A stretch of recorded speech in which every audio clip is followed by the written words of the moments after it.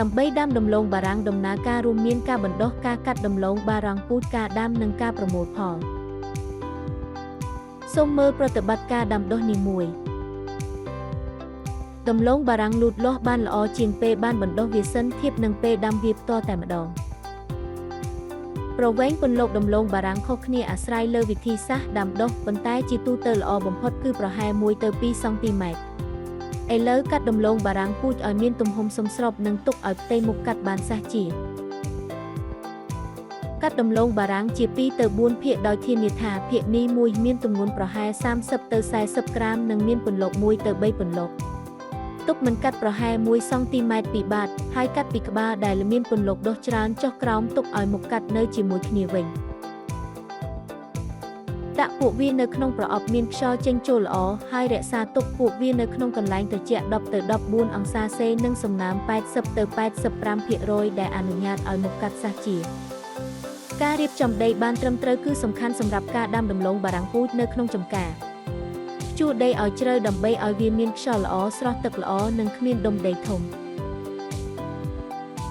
នៅលើរងដែលមានគម្លាត70ទៅ75សង់ទីម៉ែត្រពីគ្នាដាំនៅចំហៀងដែលមានពន្លឺថ្ងៃខ្សោយដោយទុកចន្លោះប្រហែល25សង់ទីម៉ែត្ររវាងដំឡូងបារាំងពូជនីមួយនៅពេលនេះធានាឲ្យបានថាដំឡូងបារាំងត្រូវបានដាក់នៅខ្ពស់ជាងចង្អូរដើម្បីជៀសវាងកុំឲ្យលួយនៅក្នុងទឹកដែលដក់ក្រោយពេលតម្រៀបដំឡូងបារាំងតាមជួរដូចនេះហើយគ្រប់ពួកវាដោយដីតិចតួចដើម្បីបង្ការការខូចដោយសារសំណើមពេលប្រើផ្លាស្ទិកគ្របចូលដាំនៅជម្រៅ10ទៅ15សង់ទីម៉ែត្រដោយប្រើម៉ាស៊ីនដាំបន្ទាប់មកពង្រាបរងហើយគ្របវាដោយប្រើគម្របផ្លាស្ទិក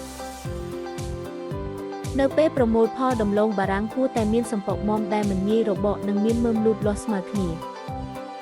យកវលេចចេញយកស្រទាប់គ្រប់ចេញហើយប្រមូលផលជាប្រពៃណីដំឡូងបារាំងត្រូវបានប្រមូលផលដោយប្រើចង្កាប់ឬចបឆាយប៉ុន្តែថ្មីនេះម៉ាស៊ីនប្រមូលផលត្រូវបានប្រើញឹកញាប់ជាង